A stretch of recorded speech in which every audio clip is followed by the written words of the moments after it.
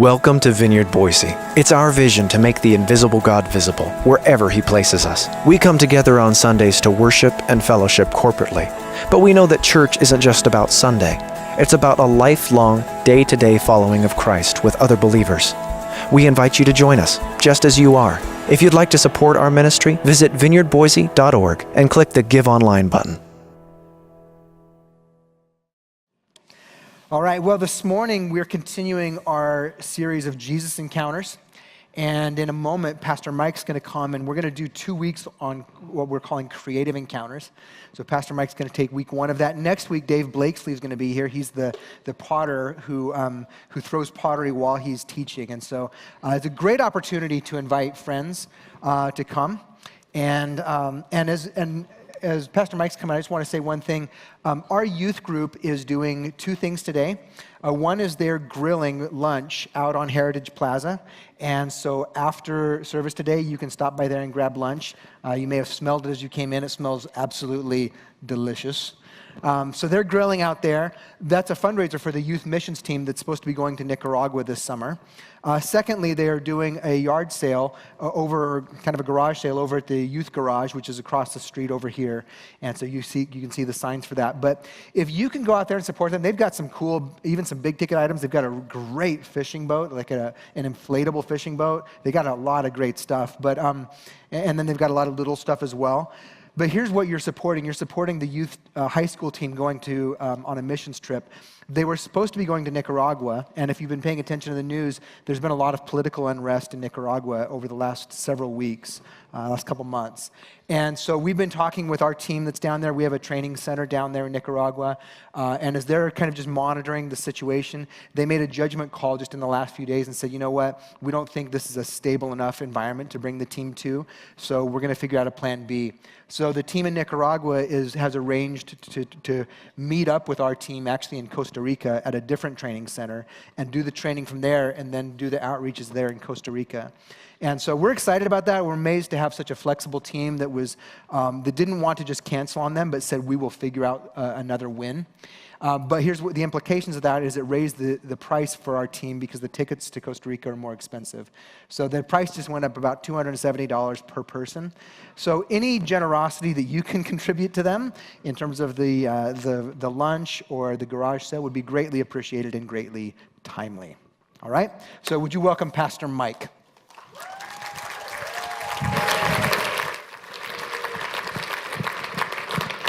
All right. Well, yeah, we'll see if you're saying that in about 20 minutes. Just try to control yourself, Marie, please. Jeez.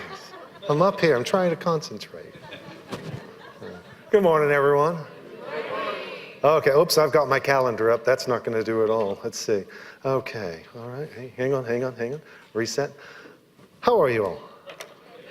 Excellent. Okay, so all right. So this is the way it's going to work. All right, I'm going to be talking, and you're all going to be enraptured listening. Okay, I'm in control. Actually, God is not. God is in control. We'll be praying for. But I've empowered Jessie Nilo with a bell. Yes, she's going to do that at approximately 10:15. Nobody else have any imitation sounds like that because you want me to be finished sooner.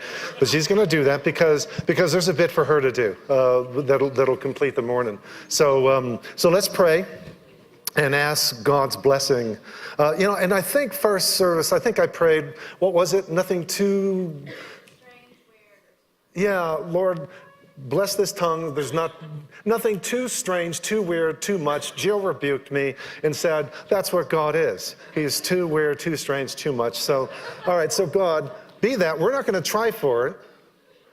We just welcome you into the marvelous milieu and mess that is us, Lord. And we welcome you into this moment. Lord, thank you that you use each misstep, each sneeze. You use each slobbering, each blubbering, each slurred syllable, and I ask that this morning, Lord, that you would do that here, and that you would have your way, and that you bring your word, and we ask it through Christ. Amen. All right, so we're off to a rollicking start. There we go. All right, so yes, Jesus encounters. We've been talking about Jesus encounters, encounters of transformation that lead to incarnation. And kind of the next link in that train of thought is that when we have an encounter of transformation that takes us to a place of incarnation, it means that we become agents of new creation. All right? Creative encounters with God. And so we're starting with a Jesus encounter. I'm just not going to linger there too long because the encounter is what we know as the transfiguration, where Jesus actually has an encounter. And there are two specific personages that he has an encounter with. So it's an encounter of Jesus with them, an encounter of all of them with God, encounter of the disciples to this whole thing. So it's like levels of encounter happening here. And it's just a beautiful example of creative encounter. But it's actually, we're going to have it as part of the teaching where it's going to be taken and parsed a little bit more, like mid-July, as part of healing encounters, which is going to be our next the next little stop along the way, following up these next 2 weeks. So I've asked my daughter, Rihanna, to come up and read. I've been blessed with 5 children by birth and 3 by marriage. So I have 5 daughters and 3 sons. And this is Rihanna.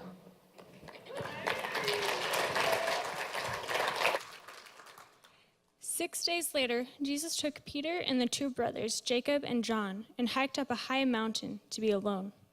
Then Jesus' appearance was dramatically altered. A radiant light as bright as the sun poured from his face, and his clothing became luminescent, dazzlingly like lightning. He was transfigured before their very eyes. Then suddenly, Moses and Elijah appeared, and they spoke with Jesus. Peter blurted out, "Lord, it is wonderful that we are all here together. If you want, I'll construct 3 shrines, one for you, one for Moses, and one for Elijah." But while Peter was still speaking, a radiant cloud composed of light spread over them, enveloping them all. And God's voice suddenly spoke from the cloud, saying, "This is my dearly loved Son, the constant focus of my delight. Listen to him." The 3 disciples were dazed and terrified by this phenomenon, and they all fell face down to the ground. But Jesus walked over and touched them, saying, "Get up and stop being afraid." When they finally opened their eyes and looked around, they saw no one else there but Jesus. This is God's word.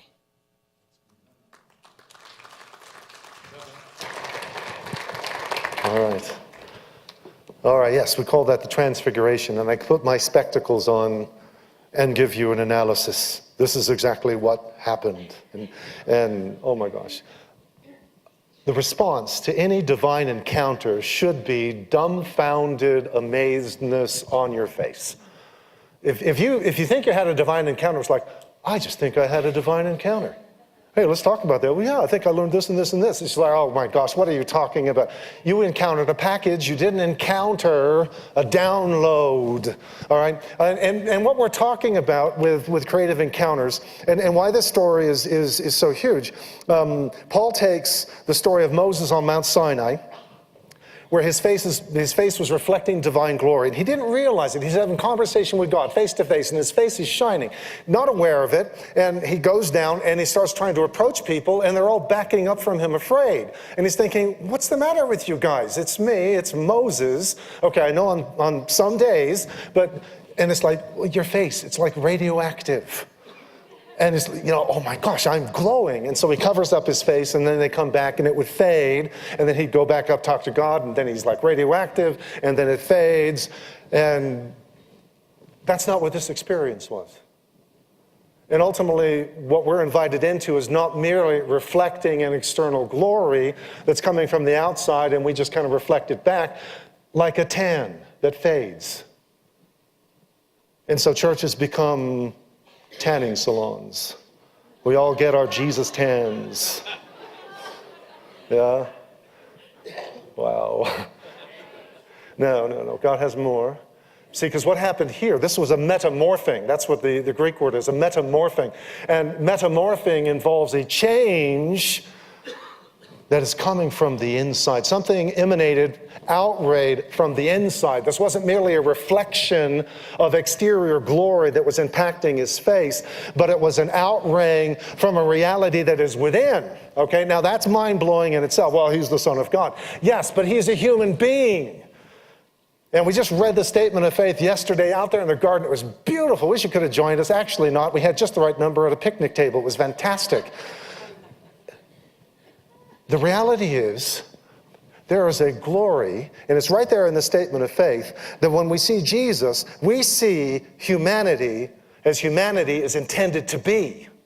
Which means for a moment they saw the reality of the divine nature. And guess what we're partakers of according to St. Peter? You can argue with him. He says that we have all become partakers of the divine nature.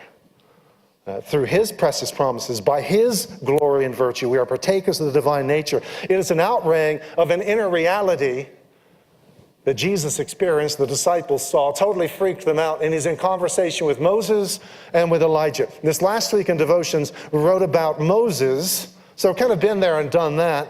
And I have to credit Janet Ingrao, who was here first service and just gave her the shout out, because as we sat down to look at this text, she said, I just can't get past Elijah. And I thought, that's it. Elijah. It just immediately resonated, ran with it ever since. So I'm going to let us hang out with Elijah for a few moments this morning. We'll see how far I get. The instruction is that, yes, when the bell sounds, I just have to move to the end as quickly as possible. Okay? The text is found in 1 Kings 19, but just don't turn there. No. Put that phone down. Okay. Don't turn there. I just did my own translation, okay, so it's just going to mess you up anyway. And so we don't have the translation for the screen. Sorry about that. Just have to listen, and we're just going to have to trust God that he's going to do something with us. So I just sat down with this, and I just read the Hebrew and breathed it and came up with my own rendering of the first 13 verses of 1 Kings 19. There are 4 characters in this story. The first one is God. And may I just say that God is the key player in every story unfolding in this room, if you have the wits to see it. No matter how dark it is, no matter how tumultuous, no matter how tranquil. Not hard to see him in the tranquil stuff, but in all of it, even in the most horrible scenarios. And so where is God in that? Well, he's the one who's receiving the horror in it. He's the one distressed in it. He's the one suffering it. But he's in every story. He's the key player. And he has a name in this text. And the name is a 4-letter word. It's the ultimate 4-letter word. It's the first ever censored 4-letter word. Yod, He, Vav, He, the 4 Hebrew letters. Rabbis say it's unpronounceable. I'm going to pronounce it for you. Are you scared? Are you frightened? I'm going to pronounce it, okay? So listen. Here it is. Want to hear it again? Yod He Vav He. We translated Yahweh. We translated Jehovah. It's the sound of breathing, people. It's just the sound of breathing. We come into this world screaming our first breath in this terrifying place of blinding light. Tells us a little bit about what new heavens and new earth is going to be when we first are transfigured into that fully. What do? We scream out our first confession of his name. Only it's more like really loud screaming and terrified. What do we do with our last breath? What's the last thing we say? No matter how belligerent or how benevolent we are towards God or feel he's been towards us, no matter how turned off we've been by God or by religion, totally get the by religion thing, and I get the identification of religion with God and all of that, but regardless, the last thing every human being on this planet ever says is, your life begins with confession and ends with confession. Now, some of you are so angry at God, it makes you just want to stop breathing right now. But breathe. That's our key character in this story. We need to remember it. Key character in our story, whatever's unfolding around us now. Second character, Eliyahu. Okay, Elijah's how we know him, but it's just more fun to say Eliyahu. Eliyahu, which means my primal power is my God is Yahweh, That's Eliyahu, fiery prophet living some 800 years before Christ in Israel. The tribal people, dark times, brutal times. And in those brutal times was a king known as, we call him Ahab, it's Ahav. Ahav, Dad is my brother. It's kind of a chutzpah name. Dad is my brother. Yeah, and so that's Ahav. And he has this marvelous wife, Jezebel. Jezebel is how we know her, but Jezebel just kind of flows off the tongue. It's a marvelous Phoenician name meaning, where's my prince? Okay, so that's our four characters. What has just happened in this story is Eliyahu has showed up on the scene after Jezebel had her little, she had a little ethnic cleansing, religious ethnic cleansing. She wanted the religious cult of Baal and Asherah to dominate the landscape, and so she slaughtered everyone that was in opposition, which is the human way of doing things. It's what we do. Yeah? It's what we shouldn't do. It's what we do. Eliyahu stands up and says, okay, that's it. You think you're taking care of all this, but I'm still here, and there's not going to be any rain except at my word. And God says, he's got a lot of chutzpah. I just might have to back that act. I mean, I kind of said that back there too. So there's no rain. 3.5 years. Eliyahu shows up and says, all right, you all thirsty enough yet? Meet me on Mount Carmel. And it's the ultimate UFC showdown on Mount Carmel. In this corner, we have Eliyahu facing 850 prophets of Baal and Asherah. And so contest is set. Rules are very simple. They do not meet in the middle. They don't actually. They both slaughter animals. They're setting up for a barbecue, religious barbecue, sacrifice. The thing is, nobody has the fire. The God, who's the real God, responds by fire. And so, and Elijah says, after you, please be my guest. Give me your best shot. Let's see what you can do. And they begin with prayers of, oh Baal, oh Baal, oh Baal. Got a light, but it becomes increasingly intense. By midday, they're getting desperate. By the end of the day, they're actually in their passion to make God do something. They're slicing themselves, and so there's blood, there's sweat, there are tears, but there's no fire. And they've worn themselves out. And Eliyahu says, okay, so you done? And he says, this isn't ready yet. It's got to be much wetter. And they take the last water, and I can just see everybody licking their lips as he takes the last water available, and he drenches the thing, fills up a little trench around it, so it's like it's water world in there. And then he says, God, bring the fire. Fire descends, everything's licked up, sacrifice gone, people falling down on their faces. The Lord, he is God, the Lord, he is God. And Elijah takes out his sword, and he kills all 850 of his adversaries. There you go. Marvelous story. Inspiring. And that was his moment of triumph. That's where this story picks up. Because there's still a king and there's still a queen. And Ahav enlightens Jezebel as to all of Eliyahu's exploits and about everyone he had killed, even all the prophets, violently, with a bloody sword. And in response, Jezebel sent a messenger to Eliyahu saying, quote, and she was quite poetic, actually, may the gods kill me if I don't kill you by this time tomorrow, too. Yeah. All right. I have some insights about creative encounters. All right, this is the first one. The first one is that creative encounters come and can happen in the most chaotic moments of upheaval. This was a violent, bloody time. God shows up in violent, bloody times because mostly that's all we give him.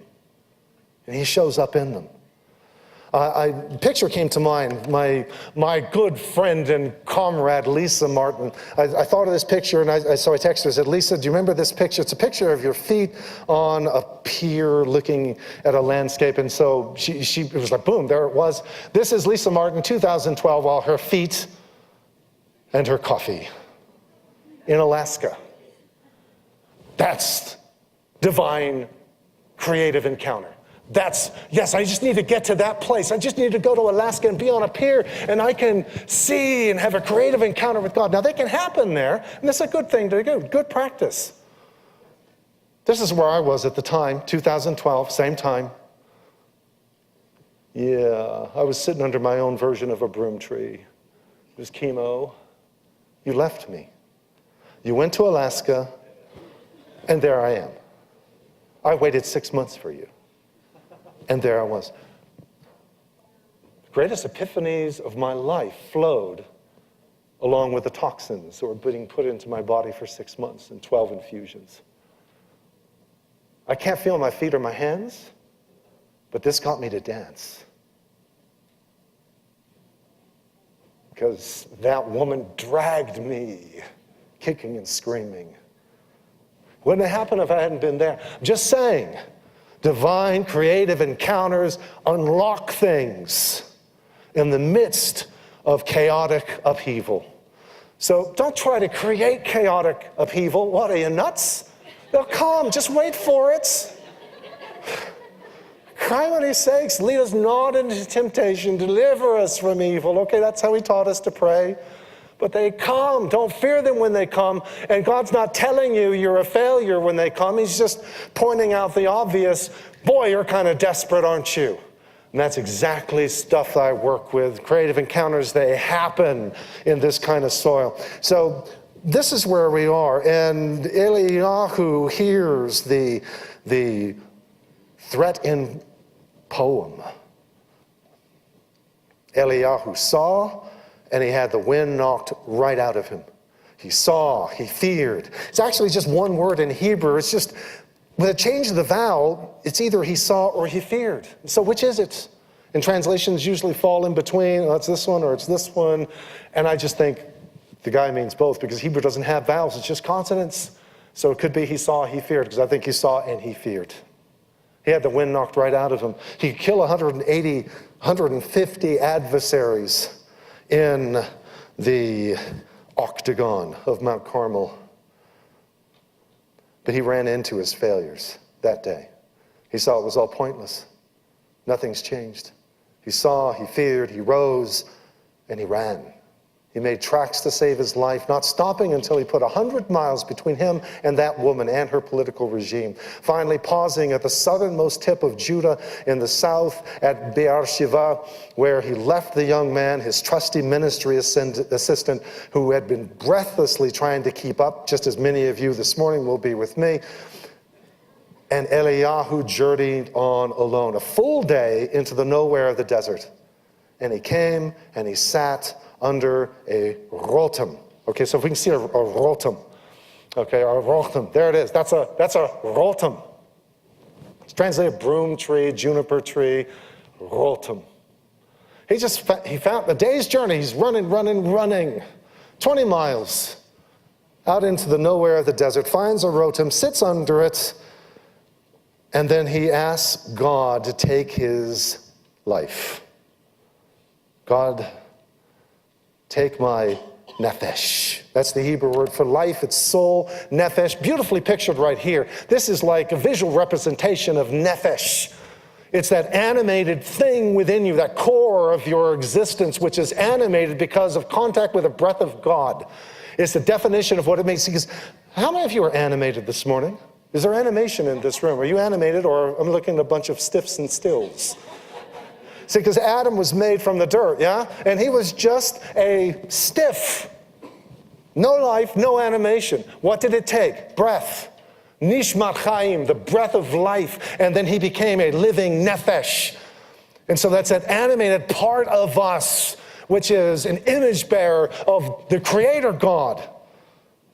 And that's our primary image of God that we need to take with us and we need to breathe and communicate in our culture. Is that God is a creator God, not a destroyer God. He is, okay, he does destroy things, okay? But creation. Every artist has to destroy things. He gives you raw materials to work with to do the next beautiful thing, yeah? Nefesh. I'm done with my nefesh. I've got no more animation. I've got no more life. And he said, quote, Ravata Adonai, Kach nachsi ki latov anochi me'avotai, which translated means, I'm done, Lord. I'm done. I'm a failure. Failure, failure, failure. Just add me to the list of all of my loser ancestors. What we need to do here is we need to avoid making Elijah. Can you back up to that image of Elijah, the statue, St. Peter's Basilica? We need to keep from doing this with Elijah. Eliyahu. Don't do this with him or any other biblical character. Number one, far too white. Number two, wrong material. Marble, hard. Oh yeah, you can break it with an axe. You can bust it up with a sledgehammer. But it's far too hard and impenetrable. This is a fleshy man. This is a fleshy creation of man. James says he was a man of like passions with us. He had the same strong experiences we do. The full range and spectrum of human existence he experienced, so don't turn him into a statue. Elijah had his Ravata moment, and so do we. And we're going to get immediate instruction as to how do we handle those Ravata moments, those moments where it's I'm done, I can't do it, just take my life, this is it, period. Put the period here, God. And he laid down, exhausted, and slept under the rotum. Beautiful prescription. Don't fight the exhaustion. Lay down and go to sleep, will you? Notice God does not show up at this point with a sermon. He does not show up quoting Philippians 4:13. You can do all things through Christ who strengthens me. All things work together for good to those who love God, those who are called according to his purpose. Now these are truths. In this moment of truth, we don't need quotations. We need some quiet.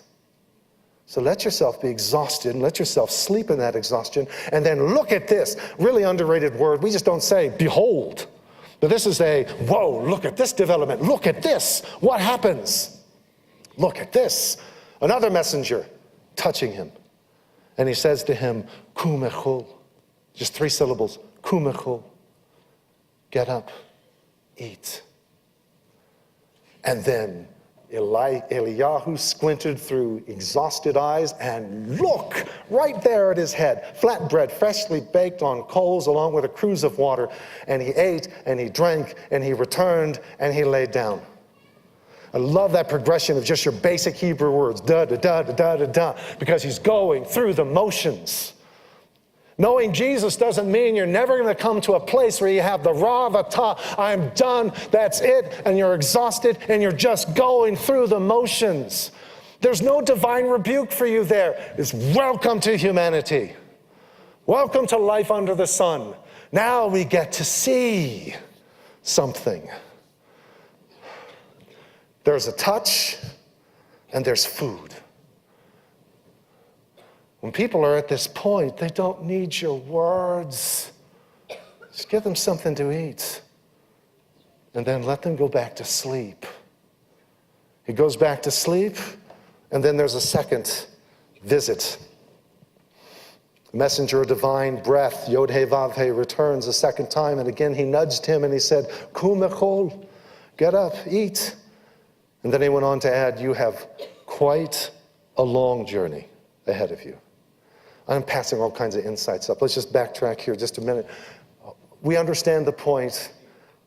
Failures and setbacks are the raw materials of every creative encounter. Again, don't try to make them happen. They'll be there. They're the raw materials that make it happen, and give it time and space. There's a long journey. Very little input here, just give it space. And so he slept, he ate, he slept, he ate, and then he goes. And look at him go. It says that he ate, and then he got going. Empowered by that eating for 40 days and 40 nights, clearly Elvis bread, and right up to God's mountain, the blasted mountain. And that's translation of Chorev, Mount Sinai, which I think is like desert thistle, another really encouraging word. Yes, to the thistle mountain, and Chorev, which means blasted, withered. I mean, it's just like scorched. It's like scorched mountain. It sounds like a ride at Disneyland, but it's just a ride in life. When you get desperate enough, you're ready for the slopes of the blasted mountain because you're there. And he goes to the blasted mountain, to Horeb. Insights for creative encounter. Blasted mountains, as well as garden spots, are equally likely to be ground zero for a creative encounter. He goes to the blasted mountain. He enters into the cave. Yeah, it's the cave. I think this cave was frequented by 4 people in biblical history that we know of. First was Moses. That's where he had his creative encounter on Sinai that just scared the dickens out of him. He said, show me your glory. God says, sorry, you can't take the full-on view. And so I'm going to pass by, cover you in this little cave, this little cleft in the rock here. And then after, you can see my backside, but you can't see my front side. And so basic definition, Old Testament revelation, it's the backside of God, people. So don't linger too long with the backside. There's glory there too. Go for the full frontal face, because that's Jesus. And that's why we are anchored in the 4 Gospels, because we are anchored before the face of God. The face of God brings definition to the whole backside that we just experienced, okay? 2 sides of the same coin. No, I don't like that one. It's just backside, full frontal face. Moses would have been the first, followed by Eliyahu on this occasion, followed by, I have no doubt, Jesus. Where else do you think Jesus was going in this same desert? 40 days and 40 nights. And then I believe also Paul, who was also known as Saul, when his life was turned inside out, went into the desert to figure it out. I believe all 4 of them ended up in this cave. And then look, after he spends the night there, look, God spoke. The word of the Lord came to him and he said, quote, Malachafu, Eliyahu, Malachafu. We often translate that, traditional translation is, why are you here? But there's another really good translation possibility leaping off the page, because I hadn't read the question in a while. Malachafu, what's here for you? What's here for you, Eliyahu? What's here for you? We'll return to that one. Thank you. Jesse Nilo, I hate you. Glorious creation of God, I hate you. Okay, all right, here we go. So what are you here for? And Eliyahu vented to God, which is what you do on a blasted mountain. You vent. All right, another quick observation. The door to creative encounters opens when the soul vents. There's no time for niceties and politeness before God. He hears all the cuss words we use anyway. Vent it before him. He can endure it because he's already enduring it. Just do it intentionally before him. And he does. I'm red-faced with angry passion for Yahweh, the fearsome warrior God, because they've forsaken your covenant, those sons of Israel. Your altars they've torn down. Your prophets they've brutally killed, leaving me, just me, the sole survivor. And now they're after me, trying to take my life. To which God replies, go, stand on the mountain before Yahweh, and look, Yahweh is passing by with a great and mighty wind, tearing apart mountains and obliterating impregnable high cliffs before Yahweh. Not in the wind is Yahweh. After the wind, an earthquake. Not in the earthquake is Yahweh. And after the earthquake, fire. Not in the fire is Yahweh. I can hear parents telling their children this story around the fire. Oh my gosh. And after the fire, kol demamadaka. Silence. A sound of silence. Silence is deafening. Try it sometime. There is a sound in silence, and that's all he hears. And this is God. It happened when Eliyahu heard that. He wrapped his cloak tightly around his face, and he went out and stood at the mouth of the cave, and look, for his benefit, a voice. And it said, Malachafo, Eliyahu. What is here for you? Creative encounters come on unexpected wavelengths, and they bear within that moment, that sound of silence, then a very simple question: what's here for you? The Commission of St. Francis, I call it that anyway. This is what he said to those gathered around him in his last days. He said, I have done what is mine. May Christ teach you what is yours. This is no time to be copying your neighbors, all right? There's a nephesh, animation, divine life, waiting, yearning to be awakened, to be unleashed. And so, says St. Freeman, every table is an art table. Every table is space for a creative encounter just waiting to happen in this sanctuary and beyond. Your dining tables, your bistro tables in coffee shops, your picnic tables, every table is an art table waiting for a divine encounter. And then we say, Jesse Nilo, come. And you have it. There we go. Come, Jesse.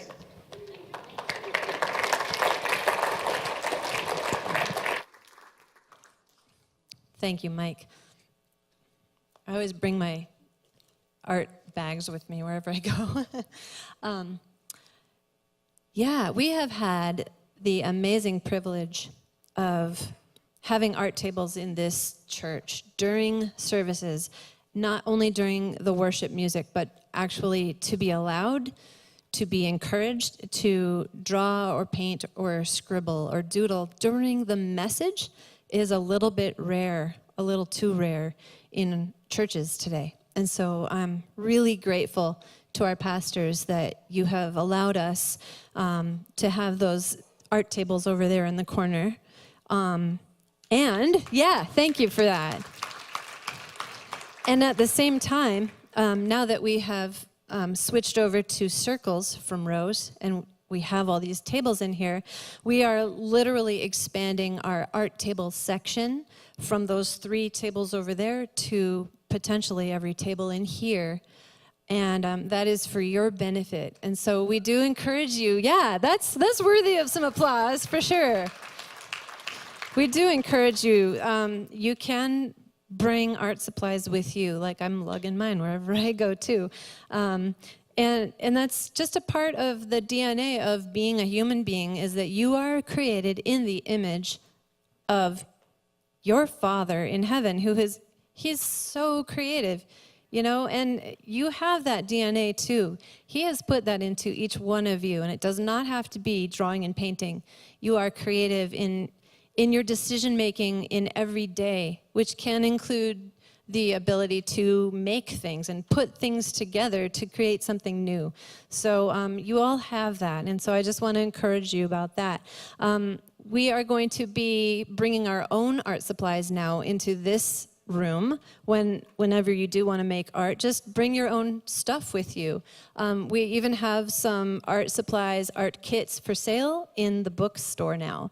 So those are all little individually priced, ranging from $0.25 to like $2 or $8. So check it out. We even have little reading lamps, because when the music is going, it's super dark in the center of the room especially. So you can just go get yourself a little reading light, and you can do some art while the worship is going as part of your own worship expression.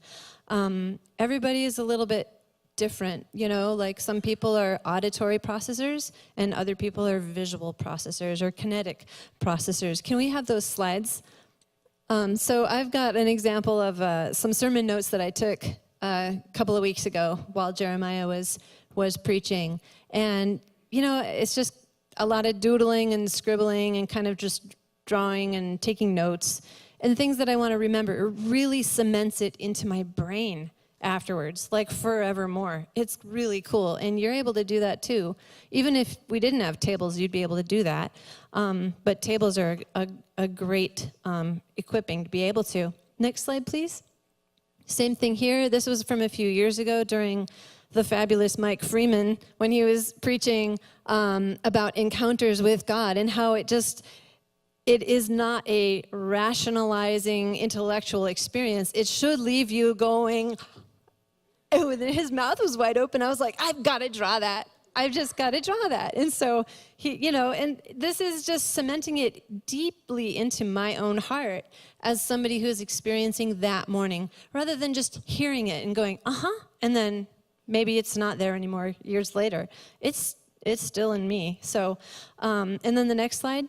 Same day, my friend Sherry Cofield was listening to the same sermon on a different side of the room, and she's like drawing Mike just going to town with his hands as he's gesturing and walking around the stage, and she's just so impacted by his passion for the living God that she just has to draw this.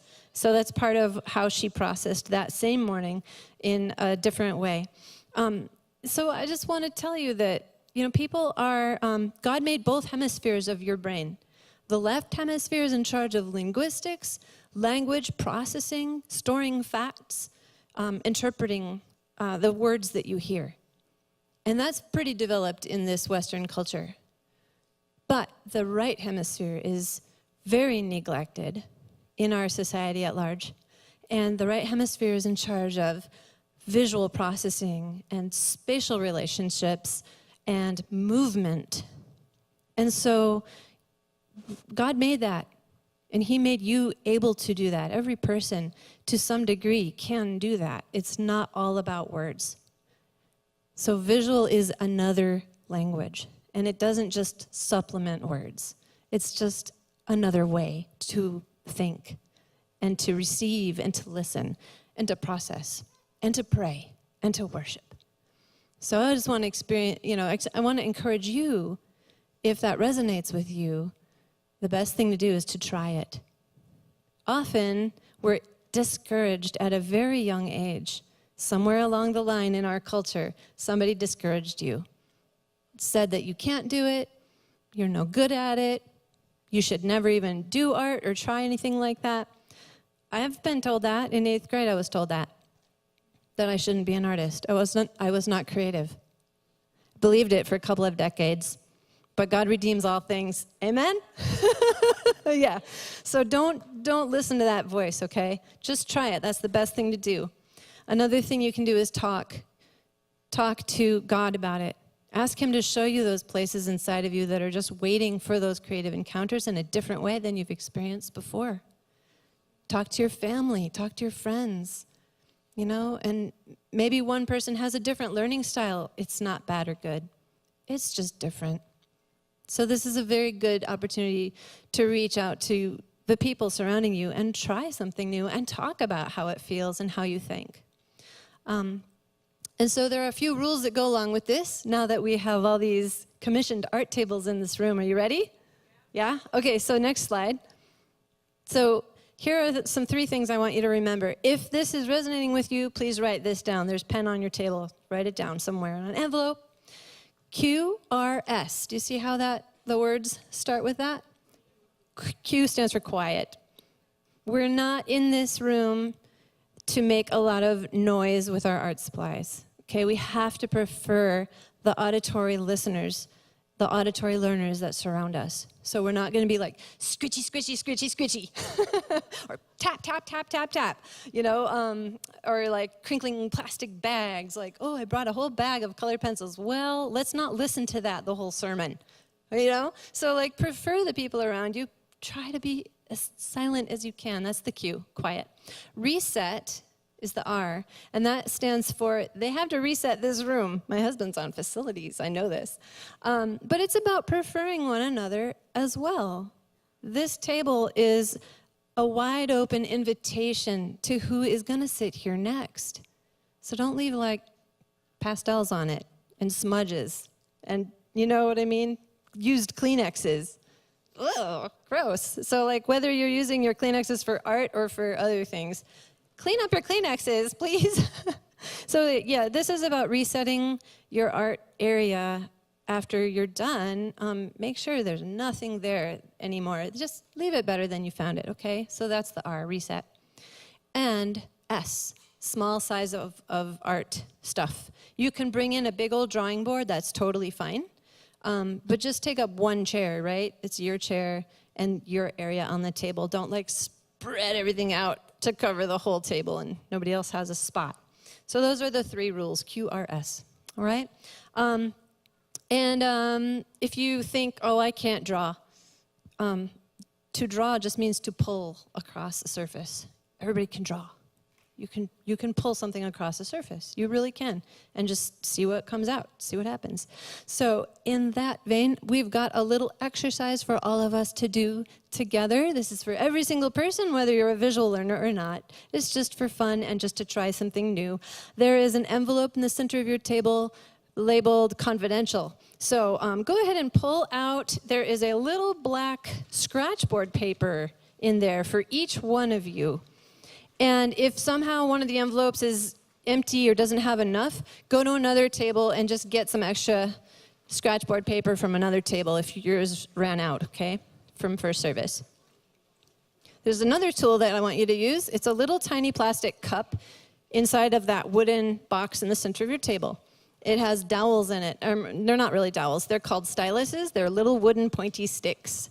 Take one of those too. Again, if you're missing some, go to another table and find some.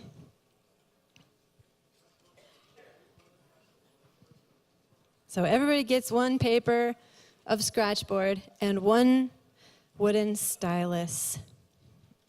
And no plan. So here's what we're going to do. At the end of this little exercise, I do want you to return the wooden stylus back to that cup, put it back in the little wooden box neatly, because that's part of resetting the room. And then the other thing that I want you to do is keep the black paper for yourself. Don't leave it on your table. That's part of resetting the room too. Don't leave art behind. Take it with you. Even if you throw it away, that's okay. You don't have to like everything you make. I don't like everything I make. It's okay. So, but take it with you. Take care of it. All right? We are just going to have a time of right hemisphere making and wordless prayer. All right? So we're going to start that.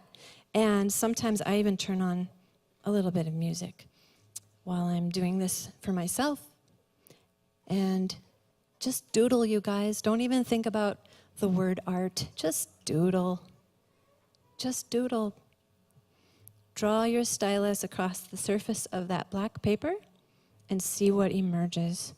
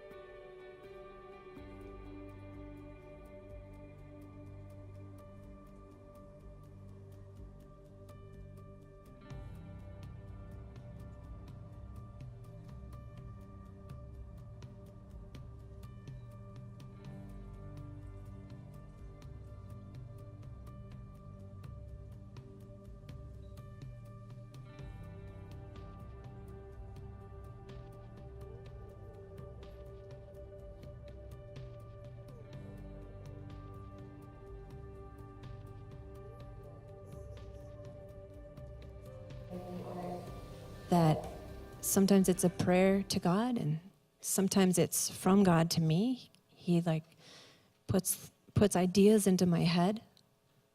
I never can draw as good as God, so don't worry about that. And sometimes God gives me something for another person. Like a little nudge, like Mike said. Like, draw a picture of an apple and give it to that person over there. I'm like, what? An apple? Okay. And then I give it to that person and they start to cry. Not because they hate it, but because it means something very specific that I don't know what's going on between that person and God. So this is a cork off the bottle for you guys. Remember to talk to your families about this too. May God bless your creativity.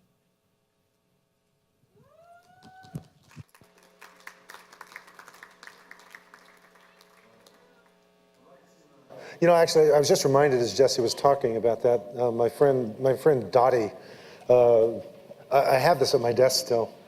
In 2012, she just brought it to me afterwards. I just had this for you, listening to the sermon. I had this download of an image, so I made it, and here it is. And it was a can of flour and hands and flour everywhere, and then she just had words written. Yeah, this is you. Your fingerprints are everywhere. So yeah, it does matter.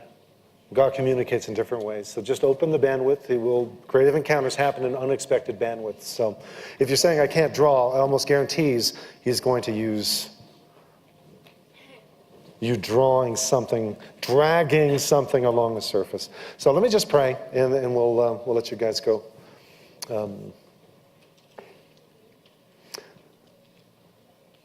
Creator God, our Father, thank you that the essence of your name and the revelation in the face of Jesus Christ is living breath. Let us be nishmat chaim in this culture, breath of life in this culture, Lord. Not breathing threats, not the breathless worry and anxiety and fear, but the breath of life, Lord. Bring that through us and bring us to that again and again, God. We ask and we yield ourselves into your hands, Lord, that you would just take us, take our life, take our nephesh, and just drag it across the surface, the canvas of our own existence, Lord, our own world, and free us to embrace and partner with you in that. Let your glory and your beauty be on display in us as your kingdom comes in and through us. And we ask it through Christ. Amen. Amen. All right. God bless you all. Lots of scratching.